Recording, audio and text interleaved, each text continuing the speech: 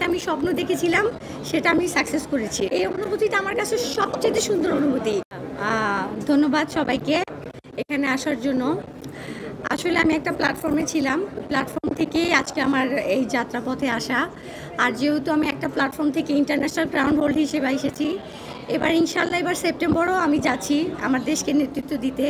তো আজকে আমার একটা প্রাউড মোমেন্ট, মানে আমি বেশি কিছু বলবো না, আমি বলবো যেটা আমি ইনিশিয়েট নিয়েছিলাম আর যেটা আমি স্বপ্ন দেখেছিলাম সেটা আমি সাকসেস করেছি।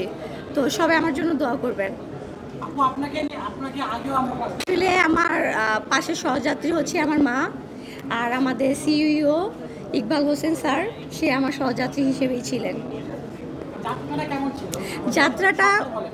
যাত্রাটা আমার কাছে খুবই খুবই খুবই কষ্টদায়ক ছিল, যেহেতু আমি প্ল্যাটফর্মে নতুন। তো অনেক কিছু বাধা বিপত্তি পেরিয়ে আজকে আমি এখানে এসেছি।